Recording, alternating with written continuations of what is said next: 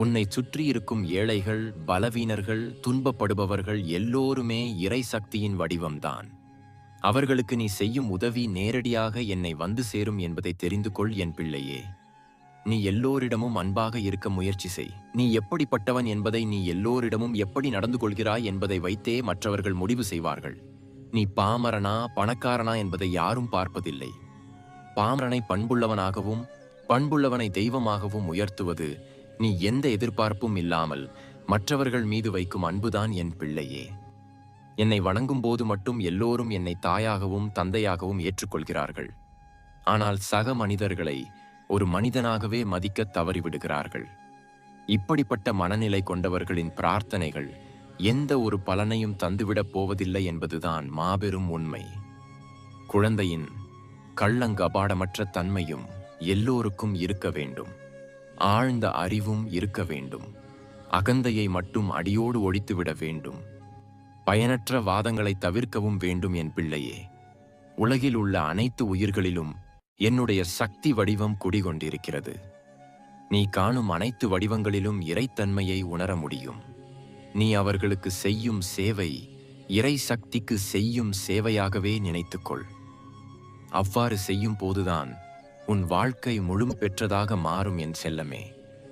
இறைத்தன்மையை உணர்ந்து அதை அடைவது எப்படி என்று அப்போதுதான் மனிதன் தேடத் தொடங்குகிறான். விருப்பம் மட்டும் இருந்தால் நீ பெருமை பெற முடியாது. நான் யாரை உயர்த்துகிறேனோ அவனே உயர்வடைவான். நான் யாரை வீழ்த்த நினைக்கிறேனோ அவனே வீழ்ச்சியடைவான் என்பதை கணப்பொழுதில் உணர்ந்து கொண்டால் போதும். அதுவரை உள்ள துன்பங்கள் அனைத்தும் ஒரு முடிவுக்கு வந்துவிடும் என் செல்லமே. உன் உள்ளத்தில் மறைந்திருக்கும் சக்தியை வெளிப்படுத்தும் செயலே மிகப்பெரிய புண்ணியம் என்பதை நீ உணர வேண்டும். எது உன் உடலையும் மனதையும் பலவீனப்படுத்துகிறதோ அதுதான் உண்மையில் மிகப்பெரிய பாவம் என்பதையும் நீ புரிந்து கொள்ள வேண்டும். இந்த பலவீனத்தையும் மனத்தளர்ச்சியையும் உதறித் தள்ளிவிடு. நீ ஒரு மாபெரும் வீரன். இந்த மனத்தளர்வுகள் உனக்கு சிறிதும் பொருந்தாது என்பதை புரிந்து கொள் என் பிள்ளையே. இந்த உலகத்தில் இருக்கும் தீமைகளை நினைத்து வருந்தாதே. உன் உள்ளத்தில் இருக்கும் தீமைகளை நினைத்து மட்டும் வருத்தம் கொள். உன் உள்ளத்தை ஒழுங்குபடுத்தி பிறகு உள்ளும் புறமும் தூய்மை பெறுவதை விரைவில் உன்னால் உணர முடியும். நீ இப்போது இருக்கும் நிலைமைக்கு நீ மட்டுமே முழு பொறுப்பு. நீ எப்படியெல்லாம் இருக்க வேண்டும் என்று விரும்புகிறாயோ அப்படியெல்லாம் உன்னை நீயே உருவாக்கிக் கொள்ளும் ஆற்றல் உன்னிடமே உள்ளது.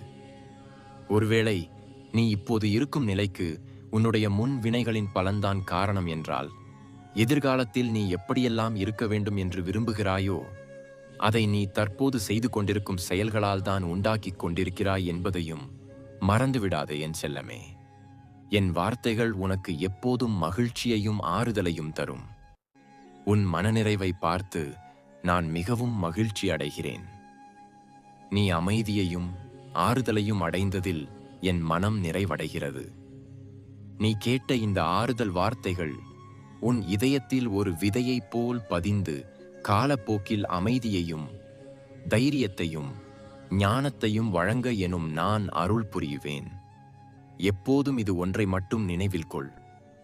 நீ தனிமையில் இல்லை. நான் எப்போதுமே உன்னோடு இருக்கிறேன். உனக்குள்ளும் இருக்கிறேன். எந்த கஷ்டமான சூழ்நிலையிலும் என்னை நினை. உன் பிரார்த்தனைகளுக்கு நான் எப்போதும் செவி கொடுப்பேன். உன் வாழ்க்கை பயணத்தில் நீ சந்தோஷத்தையும் அமைதியையும் வெற்றியையும் பெற என் ஆசிகள் எப்போதும் உனக்கு உண்டு. உன் வாழ்வில் எப்போதும் அமைதியும் சந்தோஷமும் நிறைந்திருக்கும் என் செல்லமே. இறைவனோட அருள் எல்லாத்துக்கும் கிடைத்துவிடும். கட்டாயமா எல்லாத்தையும் ஒரே பார்வையில்தான் எம்பெருமான் ஈசன் பார்க்கின்றார். அதிலே எந்த மாற்று கருத்தும் இல்லை. அப்ப இறைவனுக்கு பிடித்தவர்கள் பிடிக்காதவர்கள் என்று இருக்கிறார்களா அப்படின்னா அப்படி எதுவுமே கிடையாது. எப்ப அது எல்லை மீறி போகின்றதோ, எல்லை மீறினே எப்ப சொல்றோம்னா அறம் தவறி நடப்பவர்கள் அப்படின்னு சொல்லக்கூடியது. அறம் தவறினா தர்மத்திற்கு எதிராக ஒருவன் மனநிலையை கொண்டு சென்று அதன்படி தர்மத்திற்கு எதிராக செயல்படும் போது அந்த இடத்துலதான் வந்துட்டு ஒரு நெருடலானது ஏற்பட்டு விடுகிறது. அதுவுமே இறைவன் உங்களுக்கு நிறைய வாய்ப்பை கொடுப்பார். திருந்தறதுக்கு அப்படியும் இல்லாம அதர்மத்தின் வழியே செல்லும் போதுதான் அந்த இடத்துல இறைவனுக்கு உங்க மேல இருக்கக்கூடிய அந்த அல்லாதியான காதலில வந்துட்டு ஒரு இடைவெளி வந்துடுது. அப்ப இறைவனுக்கு ரொம்ப பிடித்தவர்கள் அப்படின்னு சொல்லலாமா? எல்லாத்தையும் கண்டிப்பா சொல்லலாம். சரி, இப்ப இந்த தர்மத்தின் வழியே நான் நடக்கணும்னு ஆசைப்படுறேன்.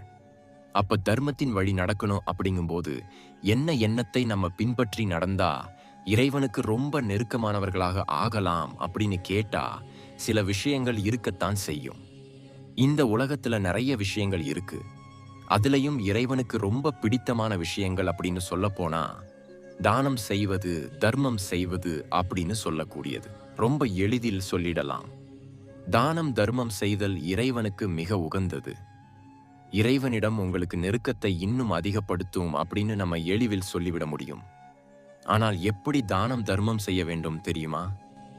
இப்ப வந்துட்டு பெரும்பாலும் சொல்லுவாங்க, இப்ப வஸ்திர தானம் செய்தா ஆயுள் கூடும், அன்னதானம் செய்தா அடுத்த பிறவியில வந்துட்டு நம்மளுக்கு அன்னப்பத்திரம் குறை வராது. இந்த மாதிரி நிறைய விஷயங்களை சொல்ல சொல்ல அதை நம்ம மனசுல எடுத்துப்போம் அப்படின்னு நினைச்சுக்கிட்டு நீங்க தானம் தர்மம் செய்யக்கூடாது. அப்படி எந்த பலனையும் எதிர்பார்க்காமல் நீங்கள் தானம் தர்மம் செய்கிறீர்கள் என்றால் உங்களை விடவும் மிகவும் பிடித்தவர்கள் இறைவனுக்கு வேறு யாரும் இருக்க முடியாது. இதனால் இன்னும் பலன் வந்து சேரும். அதனால நான் இதை செய்றேன் அப்படின்னு சொல்றவங்களுக்கு பலன் வந்து சேருமே தவிர இறைவனுடன் உங்களுக்கு நெருக்கம் ஏற்படாது. அதுதான் இந்த இடத்துல நீங்க தெளிவா புரிஞ்சுக்க வேண்டிய விஷயம். அதே போல ரொம்ப முக்கியமான விஷயம், எப்பவுமே வந்து சிவ சிந்தனையில் இருத்தல் அப்படின்னு சொல்லக்கூடியது. எப்பவுமே சிவ சிந்தனையில் உங்களால் இருக்க முடியுமா? கட்டாயம் இருக்க முடியும். முறையான பயிற்சிகளை நாம் செய்யும்போது நாம் எந்த வேலையில் ஈடுபட்டிருந்தாலும் நம் மனதானதே சிவனுடன் ஒடுங்கி கிடக்கும். அதற்கு முறையான பயிற்சி தேவை. அப்படி எப்பொழுதுமே சிவ சிந்தையில் ஆழ்ந்திருப்பவர்கள் இறைவனுடன் மிகவும் நெருக்கத்தை கடைபிடிப்பார்கள். அவர்களுக்கு அப்படின்னு எந்த கர்மமும் இருக்காது. ஏன்னா முழுமையா சரணடைந்து தன் கர்மாக்களை முழுவதும் இறைவனிடம் ஒப்புவித்த பின்னர் அவர்களுக்கு எந்த கர்மாவுமே இருக்காது. அவர்கள்தான் சித்தர்களாகவோ ஞானிகளாகவோ இந்த உலகத்தில் வாழ்ந்து கொண்டு மக்களின் துயர் போக்க அவர்களின் கர்மாக்களை சித்தர்களோ முனிவர்களோ ஏற்றுக்கொண்டு இந்த உலகத்துல வந்துட்டு வாழ்ந்துட்டு இருக்கிறாங்க. அப்ப இறைவனோட எப்ப நெருக்கத்தை காட்ட முடியும்னா, தன்னை அறிந்த ஒருவன் இறைவனுடன் இரண்டர கலக்க முடியும் அப்படிங்கிறது தான் உண்மை. அதுதான் இன்னைக்கு பெரும்பாலும் சிவனடியார்கள் எல்லாம் பார்த்தீங்கன்னா யார்கிட்டயோ அதிகமா பேச மாட்டாங்க. நீங்களா போய் உங்களோட துன்பத்தை சொல்றீங்கன்னாலும் உங்களை இறைவனுடன் பேச வைக்க முயற்சி செய்வார்களே தவிர அதற்கான விடையை வந்துட்டு உடனடியா அவங்க சொல்ல மாட்டாங்க. சில பேர் வந்துட்டு தொடர்ந்து கேட்பாங்க, ஏதாச்சும் இந்த பிரச்சனைக்கு வழி சொல்லுங்களேன், வழி சொல்லுங்களேன்னு சிவனடியார்கள் பண்ணக்கூடிய விஷயம் என்னன்னா அதற்கான வழியை காட்டுவார்கள். சென்று இறைவனுடன் பேசுங்கள், இதை செய்யுங்கள்னு சொல்லுவாங்க. அதுக்கு நம்ம சோம்பேறித்தனம் பட்டோம்னா கண்டிப்பா சிவனடியார்களோ அல்லது சிவபக்தர்களோ உங்களுக்கான உதவியை செய்வார்கள். உங்களுக்கு உங்கள் பிரச்சனைகளிலிருந்து வெளிவரக்கூடிய உதவியை செய்வார்கள். ஆனால் இறைவனோடு நீங்கள் இரண்டர கலக்க முடியாது. அதனாலதான் சிவபக்தர்களோ சிவனடியார்கள்ட்டையோ நீங்க போய் ஒரு கவலை அப்படின்னு சொல்றீங்க. சித்தர்கள் கிட்ட போய் கவலைன்னு சொன்னாலும் இறைவனுடன் இரண்டர கலந்து நீங்களே இறைவனுடன் பேசுவதற்கான வழியை ஏற்படுத்தி தரத்தான் அவர்கள் முதலில் முயற்சிப்பார்கள். அதுக்கும் நம்ம சோம்பேறித்தனம் பட்டோம் அப்படின்னா தான் அந்த பிரச்சனைகளை அவங்களே தீர்த்து வச்சிருவாங்க. அதைத்தான் நீங்க பார்க்க முடியும். ஒரு சித்தர் சமாதிக்கோ அல்லது ஒரு ஞானிகள் கிட்ட போறீங்க அப்படின்னா நம்ம முதல்ல வேண்டும்போது நமக்கு பல வீடயங்கள் கிடைக்கும். எப்படி தியானம் செய்யணும், எப்படி வந்துட்டு பிராணாயாமம் செய்யணும், எப்படி இறைவனை காண்பது, இந்த மாதிரி நிறைய விஷயங்களை அவங்க உங்களுக்கு உணர்த்துவாங்க. இல்ல என் பிரச்சனை தான் எனக்கு பெருசு, எனக்கு வந்து தீர்த்து வைங்கன்னா கண்டிப்பா அவங்க தீர்த்து வைக்கிறதையும் உங்களால உணர்ந்திருக்க முடியும். அப்ப இறைவனுடன் இரண்டர கலக்க விருப்பப்படுபவர்களையும் இறைவனுக்கு மிகவும் பிடிக்கும். அதே போல ரொம்ப முக்கியமான விஷயம் என்னன்னா, பிற உயிர்களுக்கு மதிப்பு கொடுக்கக்கூடியவர்களை இறைவனுக்கு மிகவும் பிடிக்கும். இதுல பிடிக்கும் பிடிக்காதுங்கிறதற்கான அர்த்தத்தை நான் முதலையே தெளிவா சொல்லிக்கிட்டேன். மிகவும் பிடிக்கும் அப்படிங்கிறவங்க இந்த கட்டம் தான். பிற உயிர்களையும் தனக்கு இணையாக கருதி அந்த உயிரினங்களுக்கும் மதிப்பும் மரியாதையை அளிக்கக்கூடியவர்களை இறைவனுக்கு மிகவும் பிடிக்கும். அந்த சிவத்திற்கு மிகவும் பிடிக்கும் அப்படின்னே நம்ம உறுதியா சொல்ல முடியும். ஏன்னா இந்த உலகத்துல படைத்த எந்த ஜீவராசியும் வேறுபடுத்தி இறைவன் பார்க்குவதில்லை. எல்லா ஜீவராசிக்கும் ஒரு இயல்பான குணம் இருக்கிறது. ஆனால் அதிலிருந்து வேறுபட்டு நிற்பவன் யார் அப்படின்னா இந்த மனித வாழ்க்கையை வாழ்பவர்கள்தான். அப்ப அனைத்து உயிரினங்களையும் புரிந்து கொள்ளக்கூடிய தன்மை உங்களுக்கு உண்டு. அதை புரிந்து கொண்டு அதற்கு தகுந்தாற் போல நீங்கள் அனைத்து ஜீவராசிகளின் மீது அன்பு செலுத்த வேண்டும் அப்படிங்கிறது தான் இறைவனோட நோக்கம். எல்லா உயிர்களுக்குமானது இந்த உலகம் அப்படின்னு தெரிந்து கொண்டு எல்லா உயிர்களும் இந்த உலகத்தில் இன்பமாக வாழ்வதற்கு வழிவகை நாம் செய்தால் நாம தான் இறைவனுக்கு மிகவும் பிடித்தவர்கள் அப்படிங்கிறத நல்லா தெரிஞ்சுக்கங்க. அப்ப இந்த மாதிரி நிறைய விஷயங்களை சொல்ல முடியும். அதுல இப்ப நம்ம குறிப்பிட்டு சொன்ன இந்த 4 விஷயங்கள் இருக்கும்போது அடிப்படையில நம்ம ரொம்பவே மேன்மை அடைபவர்களாக இருப்போம். கண்டிப்பா பார்த்தீங்க அப்படின்னா இறைவனுக்கு மிகவும் நெருக்கமானவர்களாக மாறுவோம் அப்படிங்கிறதுல எந்த மாற்று கருத்தும் இல்லை நண்பர்களே. ஆனால் வெற்றி நம்பிக்கை உள்ளவர்களிடம் மட்டுமே வரும்.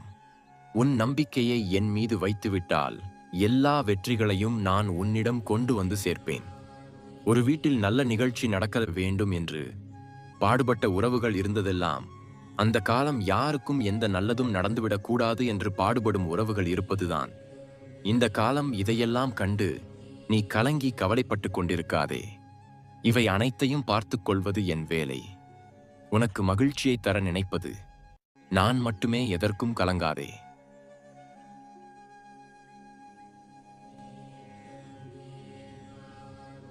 எல்லாம் உனக்கு நன்மையாகவே நடக்கும்.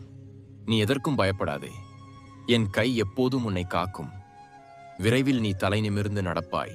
நீ முதலில் எதனையெல்லாம் செய்யக்கூடாது என்பதை தெரிந்து கொள் என் குழந்தையே. எந்த விஷயத்தையும் நீ எதிர்த்து நிற்க கற்றுக்கொள். குறை சொல்பவர்கள் எப்போதும் குறை சொல்லிக் கொண்டேதான் இருப்பார்கள். அவர்களை விட்டுவிடு குழந்தையே. நீ போகும் பாதையே சரியில்லை என்று கதறுவார்கள். அவர்கள் கத்தி கத்தி ஓய்ந்து போகட்டும். அவர்களை அப்படியே விட்டுவிடு. உனக்கான நல்ல விஷயங்களை செய்யத் தொடங்கு. உனக்கு வெற்றி நிச்சயம். தன்னம்பிக்கையுடன் வாழ பழகிக்கொள். பிடித்த செயல்களை கவனமாக செய்தால் இனி உனக்கு நல்ல காலம்தான். உன்னை நீயே பலப்படுத்துவது எப்படி என்று தெரிந்து கொள்.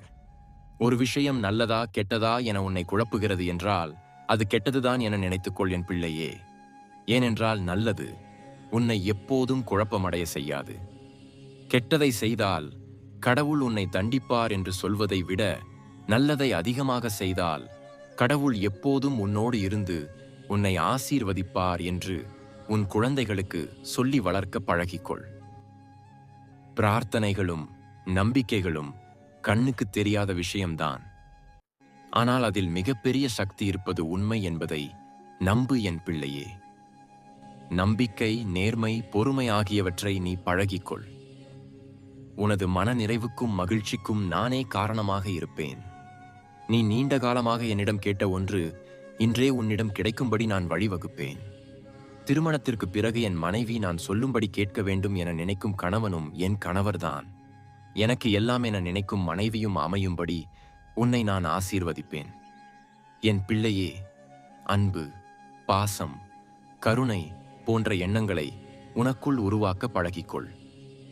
அனுபவம் பெறாமல் எந்த மனிதனும் வாழ்க்கையில் முன்னேறியதில்லை. உன்னிடம் உண்மையான பக்தியும் நேர்மையும் இருந்தால் இந்த பிரபஞ்சத்தில் உனக்கான ஒன்றனை நீ தேடி போக வேண்டியதில்லை. அதுவே உன்னை தேடி வரும் என் செல்லமே. மற்றவர்களை மன்னிக்கும் குணத்தை நீ நிலையாக வளர்த்துக்கொள். அப்போதுதான் எல்லோரையும் புரிந்து கொள்ளும் தன்மை உனக்குள் பெருகும். உன் மனம் சந்தோஷமாகவே இருக்கும். மன்னிக்கும் குணம் குறைந்து விட்டால் வீண் விவாதம் செய்ய உன் மனம் துடிக்கும். அது உன்னிடம் இருக்கும் நிம்மதியையும் மகிழ்ச்சியையும் கெடுத்துவிடும். ஆன்மீக எண்ணமும் உன்னிடம் தோன்றாமல் போய்விடும். அனைத்து விஷயங்களையும் வெறுக்கத் தோன்றும். அந்த நிலைக்கு நீ சிறிதும் இடம் கொடுத்து விடாதே என் பிள்ளையே. நீ எப்போதும் ஆன்மீக எண்ணத்தை அதிகம் வளர்த்து கொண்டு அளவில்லாத இன்பத்தை பரிசாக பெற்றுக்கொள் என் குழந்தையே. உப்பு அதிகமாக இருக்கிறது என்பதால் யாரும் கடலை வெறுப்பதில்லை. அதுபோல் கவலை அதிகம் என்று நினைத்து வருந்தாதே. வாழ்க்கையில் இன்பமும் துன்பமும் மாறி மாறியேதான் வந்து போகும். அதற்கு காரணம் என்ன என்று நீ ஆராய்ந்து உன் மகிழ்ச்சியான வாழ்விற்கு வழிவகுக்க கற்றுக்கொள். இந்த பிரபஞ்சம் ஒரு பெரிய புதையல். அதில் பல ஆயிரம் நன்மைகள் புதைந்து கிடக்கிறது. அந்த நன்மைகளை நீ எவ்வாறு பெற வேண்டும் என்பதனை கற்றுக்கொள்ள முயற்சி செய். என் பிள்ளையே, நீ எப்போது வெளியில் சென்றாலும் என்னிடம் சொல்லிவிட்டு செல்ல பழகு. அதன்பின் வீட்டிற்கு வந்ததும் என்னிடத்தில் நன்றியினை சொல்ல பழகு. அப்போது வெற்றி எப்போதும் உன்னிடம் இருக்கும்படி நான் பார்த்துக் கொள்வேன். பாதுகாப்பும் ஆரோக்கியமும் செல்வமும் சுலபமாக உன்னிடம் வரும்படி நான் வழி செய்வேன். அதற்கு நீ பக்தி, நல்ல எண்ணம், கடின உழைப்பு, மற்றவர்களுக்கு உதவும் தன்மை போன்றவற்றை உன்னிடம் அதிகம் இருக்கும்படி பார்த்துக்கொள் என் பிள்ளையே. அனைத்து ஜீவராசிகளிடமும் அன்பாக இரு. அவைகளிடம் நீ பேசும் பழக்கத்தை வளர்த்துக்கொள். அவற்றுக்கு உணவளிக்கவும் பழகிக்கொள். உன்னால் முடிந்த உணவினை கொடுத்து பழகு. உனக்கு பல கடமைகள் இருக்கிறது என்பதனை நீ ஒரு நாளும் மறந்துவிடாதே. உன் நேரத்தை வீணடிக்கும் எந்த செயல்களிலும் நீ ஈடுபடாதே. அது உன் வாழ்வில் பல தடைகளை கொண்டு வரும். நீ முன்னேறுவதற்கு முட்டுக்கட்டையாக இருக்கும். நல்ல செயல்களை செய்ய என்ன செய்ய வேண்டும் என என்னிடம் கேள்.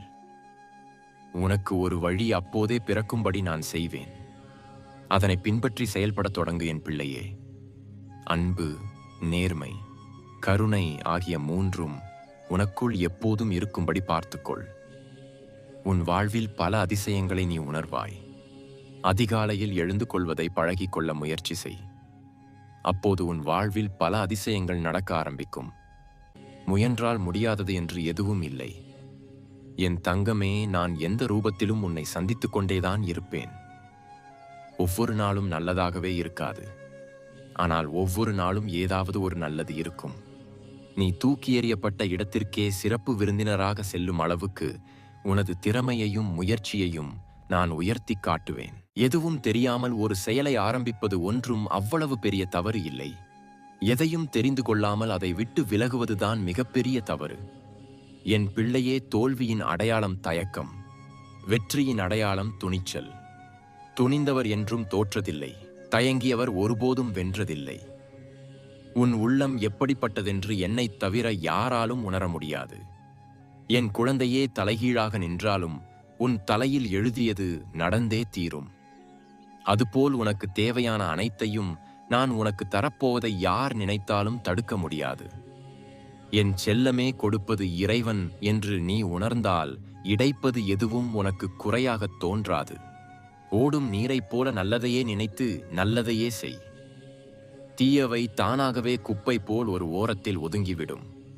அளவுக்கு மீறி ஆடுபவர்களை காலம் உரிய நேரத்தில் கட்டாயம் திருத்தும். வாழ்க்கை என்றால் என்னவென்று அவர்களுக்கு வழிகளால் உணர்த்தவும் செய்யும். நீ அன்பாக இருப்பதை விடவும் உண்மையாக இருக்க வேண்டும் என்பது மிக முக்கியமான ஒன்று. ஏனெனில் அன்பை விட அதிக மகிழ்ச்சி அளிக்கக்கூடியது உண்மை மட்டுமே. உன்னைத் தவிர வேறு யாரிடமும் நம்பிக்கை வைப்பது பயனற்றது. உன் முழு நம்பிக்கையையும் என் மீது வைத்துவிடு என் தங்கமே. உன் வாழ்வில் மகிழ்ச்சி நிரந்தரமாக இருக்க நான் வழி செய்வேன். நீ விரும்பிய வாழ்க்கையை வாழப்போகிறாய். நான் உன்னோடுதான் இருக்கிறேன் என்பதை நீ உணர்ந்து கொள்ளும் நேரம் வந்துவிட்டது. இனி எதற்கும் காலம் கடத்தாதே. எந்த நிலையிலும் உன்னை நான் கைவிடப் போவதில்லை. நான் இருக்கிறேன், நீ என்றும் பயப்படாதே என் பிள்ளையே. கோபம், பொறாமை, ஆணவம் இவை மிகவும் மோசமான நோய்கள். இவற்றிலிருந்து நீ விலகியே இரு என் தங்கமே. மனிதர்கள் எவ்விதம் என்னை நம்புகிறார்களோ அவ்விதமே நான் அவர்களை ஏற்றுக்கொள்வேன். இவ்வுலகில் இன்பமும் துன்பமும் நிலையற்றவை. இன்று இருப்பது நாளை மாறிப்போகும். நீ எதற்கும் மனம் கலங்காமல் இரு. அனைத்தையும் நான் பார்த்துக் கொள்கிறேன். உனக்கு எத்தனை சோதனைகள் வந்தாலும் அதிலிருந்து உன்னை நான் காப்பாற்றுவேன். என் நாமத்தை நீ பக்தியோடு கூறி நம்பிக்கையோடு செய்யும் காரியங்கள் நிச்சயம் வெற்றி பெறும். இன்றே உன் வாழ்வில் நல்லவைகள் நடக்க ஆரம்பித்து விட்டது என் செல்லமே. இது உன் பக்திக்கு நான் அளிக்கும் பரிசு. அந்த பர்சனையே நீ ஒவ்வொரு நாளும் பெற்றுக்கொள்ள வேண்டும் என்று நான் ஆசைப்படுகிறேன். எதிர்மறை எண்ணம் கொண்ட நபர்களோடு நீ கொஞ்சம் விலகியே இரு. அவர்களால் உன் தகுதியை நீ இழப்பாய். நல்லதையே நினை, நல்லதே நடக்கும். அதிசயங்கள் நிகழும். பொறுமையாக இருக்க பழகு.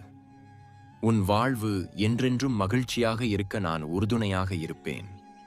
பக்தியின் மூலம் மிகத் தெளிவான மனவெளிச்சத்தினை எப்போதும் உன் மீது படரும்படி நீ பார்த்துக்கொள். உன் வீட்டில் எப்போதும் வெளிச்சமாக இருக்கும்படியும் காற்றோட்டம் நிறைந்த இடமாகவும் இருக்கிறதா என கவனித்துக் கொண்டே இரு. மிக அவசியமான விஷயத்தில் இதுவும் ஒன்று என் பிள்ளையே. உறவுகள் விலகிவிட்டார்களே என்று எப்போதும் மனம் வருந்திக் கொண்டே இருக்காதே. பணம் இருந்தால் ஒரு மதிப்பு, பணம் இல்லாவிட்டால் ஒரு மதிப்பு என மனித பிறப்பு மட்டும்தான் பணத்தை வைத்து மனிதர்களை எடை போட்டுக்கொண்டே இருக்கும். நீ அதற்கெல்லாம் வருந்தாதே. எப்போதும் தெய்வம் மட்டும்தான் நிரந்தரம். தெய்வம் மட்டும்தான் அனைவரையும் சமமாக, அனைவரும் நன்றாக வாழ வேண்டும் என்று நினைக்கும். உன்னை போன்ற நல்ல எண்ணங்களை கொண்ட பிள்ளைகளுக்கு நான் என்றும் நல்ல வாழ்வு கொடுத்து உயர்த்துவேன். தீய எண்ணம் கொண்ட பிள்ளைகளுக்கு நல்வழியை காண்பித்து வாழ்க்கை இதுதான் என்பதை உணர்த்துவேன். மன்னிக்கும் மனம் என்னிடம் மட்டுமே அதிகம் உண்டு என் செல்லமே. பூமியில் அனைவரும் சமமாக வாழ வேண்டும், எல்லோரும் நட்பண்புகளோடு இருக்க வேண்டும் என்று நான் நினைத்து கொண்டே இருக்கிறேன். நீ எல்லோருக்கும் நிறைய அன்பை கொடுத்து கொண்டே இரு. அப்போதுதான் நீ யார் என்று பிறருக்கு தெரியும். எல்லோருக்கும் உதவிகள் அதிகம் செய்து கொண்டே இரு. அப்போதுதான் அவர்கள் யார் என்று உனக்கு புரியும். யாரையும் முழுமையாக புரிந்து கொள்ளாமல் அவர்களிடம் உன் மனதை பறி கொடுத்துவிட்டு புலம்பாதே என்று எத்தனை தடவை சொல்வது என் பிள்ளையே. இனியாவது திருந்து. உனது நேரம் முழுவதும் உனக்காகவே அதை மற்றவர்களுக்காக குழம்பியே வீணடித்து விடாதே. முயற்சியும் உழைப்பும் உன்னிடம் இருந்தால் என் ஆசீர்வாதம் எப்போதும் உன்னோடு இருக்கும்.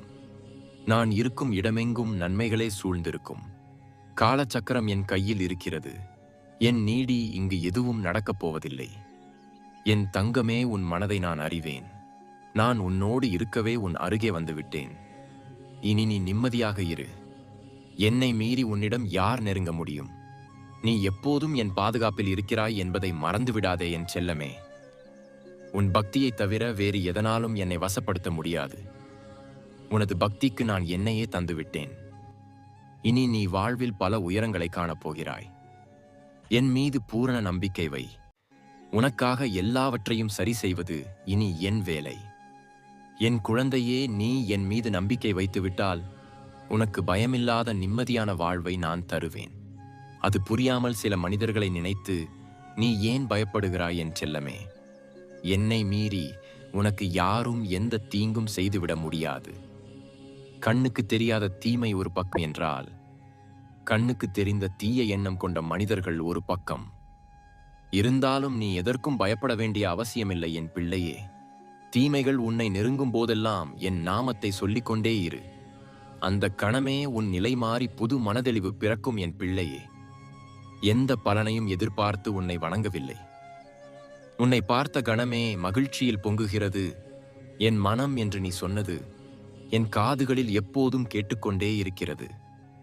என் பிள்ளையே, என்னை சந்தோஷப்படுத்திய உன் சந்தோஷம் என்றும் என் கையில். தகுதிகள் சிறைப்பட்டிருந்தால் திறமைகளுக்கு மதிப்பிருக்காது. எவரிடமும் விளக்கம் அளிப்பது உன் வேலையில்லை. புரிபவர்களுக்கு பக்தி ஒரு பாடம். அவர்களுக்கு கிடைத்ததால் புரிகிறது. பக்தி பாடம் கிடைக்காததால் மற்றவர்களுக்கு புரியவில்லை என விட்டுவிடுவதுதான் உனக்கு நல்லது. உன்னை விட நீ அனுபவித்துக் கொண்டிருக்கும் பிரச்சனைகளை பற்றி உன்னை படைத்த எனக்கு நன்றாக தெரியும். எனவே என் மீது முழு நம்பிக்கை வை. நான் என்றும் உன்னை காப்பேன். அவன் என்ன நினைப்பான், இவன் என்ன நினைப்பான் என எண்ணி உன் வாழ்க்கையில் வீணடித்து விடாதே என் தங்கமே.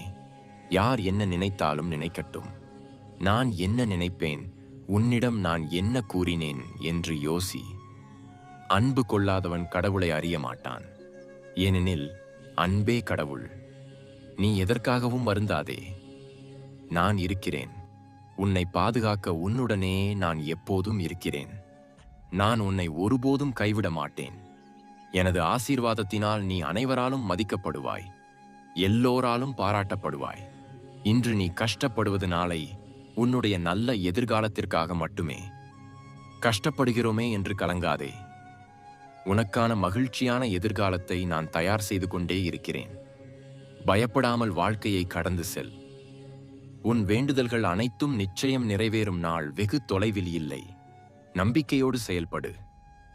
இன்று உனக்கு மகிழ்ச்சி நிறைந்த நாளாக மாறும். அதிசயங்கள் பல நிகழும். இது உனக்கு நல்ல நாளாக மாறும் என் பிள்ளையே. நீ நன்றாக இருப்பாய். நல்ல எதிர்காலத்தை பெற்று வாழப்போகிறாய்.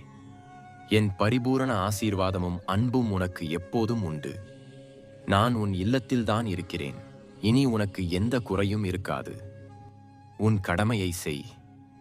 நடப்பது எல்லாம் நன்மையாக நடக்கும். எல்லாம் நன்மைக்கே என்பதை நம்பு. உன் நம்பிக்கையும் பொறுமையும் தான் வாழ்க்கையை வெற்றி என்னும் திசையில் பயணிக்க வைக்கும் என் பிள்ளையே. என் அருள் என்றும் உனக்கு உண்டு. இனி உன் வாழ்வில் வெற்றிகள் மட்டுமே வரப்போகிறது. எல்லாம் நன்மைக்கே. கூடிய விரைவில் ஒரு நல்ல செய்தியை நீ கேட்பாய். சந்தோஷமாக இரு. இனி எதை பற்றியும் உனக்கு கவலையே வேண்டாம். உன்னுடன் நான் இருக்கிறேன். தெய்வம் சோதனை செய்யும், ஆனால் ஒருபோதும் கைவிடாது என்பதை நீ நம்பு என் பிள்ளையே. நான் உன் இல்லம் தேடி வந்துவிட்டேன். உனக்கு இனி எந்த குறையும் இருக்காது. எல்லாம் நல்லதாகவே நடக்கும்.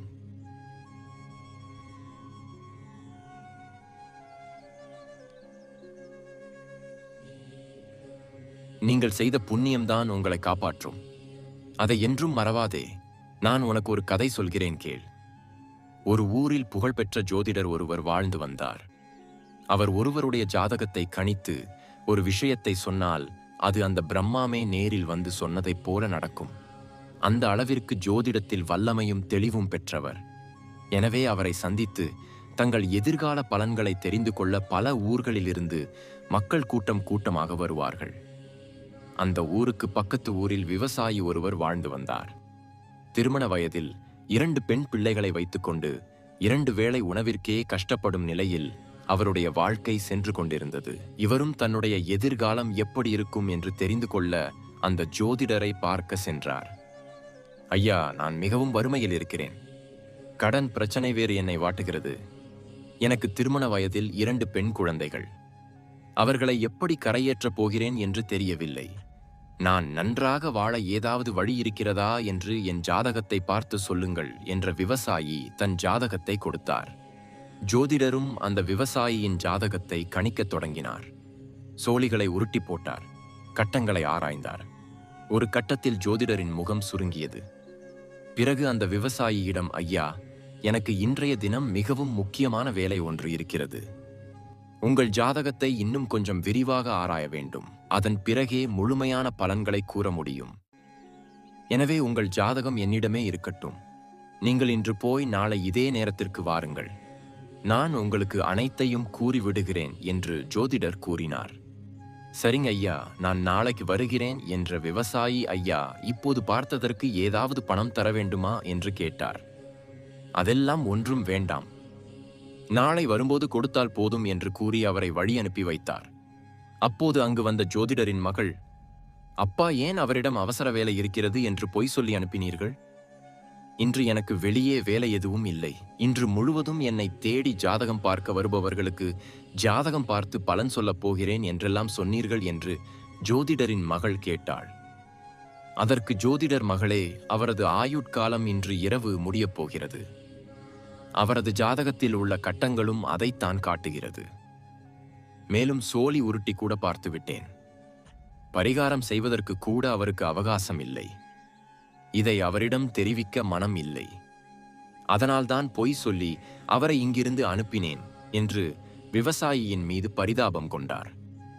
இதற்கிடையில் அந்த விவசாயி தனது ஊரை நோக்கி வயல் வழியாக நடந்து கொண்டிருந்தார். அப்போது திடீரென வானம் மேகமூட்டமாகி இருள் சூழ்ந்தது. சிறிது நேரத்தில் மழை தூறல் ஆரம்பித்து இடியுடன் பலத்த மழை கொட்டியது. வயல் வழிக்குள் ஒதுங்க இடமின்றி ஓட்டமும் நடையுமாக அந்த விவசாயி ஓடி நடக்க ஆரம்பித்தார். சற்று தூரத்தில் ஏதோ ஒரு ஆள் அரவமற்ற கோவில் போன்ற கட்டடம் ஒன்று தென்பட அதை நோக்கி ஓடினார். அது ஒரு பாழடைந்த சிவன் கோவில். அங்கு சென்று மழைக்கு ஒதுங்கினார் அந்த விவசாயி. மண்டபத்தில் நின்று இருந்த அவர் சிதிலமடைந்து கிடக்கும் கோவிலின் நிலைமையை கண்டு மிகவும் வருந்தினார். ஈசன் குடியிருக்கும் கோவில் இப்படி கவனிப்பாரற்று சிதிலமடைந்து காணப்படுகிறதே. நான் மட்டும் ஏழையாக இல்லாமல் பண வசதியுடன் இருந்தால் இந்த கோவிலை புதுப்பித்து கும்பாபிஷேகம் செய்து விடுவேன் என்று நினைத்து கொண்டார். அத்துடன் அவர் மனம் ஓட்டம் நிற்காமல் சிவன் கோவிலை தான் சீரமைப்பதாக மானசீகமாக நினைத்து கொண்டார். கோபுரம், ராஜகோபுரம், மண்டபங்களை திருப்பணி செய்து சீரமைத்தார். கும்பாபிஷேகம் நடத்தி கருவறையில் உறைந்த இறைவனை வணங்குவது போல் தனது சிந்தனையை ஓடவிட்டார். அந்த சிந்தனையுடன் அவர் மண்டபத்தின் மேல் பகுதியை பார்த்தபோது அங்கே அவரது தலைக்கு மேல் நல்ல பாம்பு ஒன்று படம் எடுத்து அவரை கொத்த தயாராக இருப்பது கண்டு அதிர்ச்சி அடைந்தார். வினாடி கூட தாமதிக்காமல் அந்த மண்டபத்தை விட்டு வெளியே ஓடினார். இவர் வெளியே வந்ததுதான் தாமதம். அடுத்த நொடி ஒரு பெரிய இடி விழுந்து அந்த மண்டபம் இருந்த பகுதி அப்படியே நொறுங்கி தூள் தூளானது.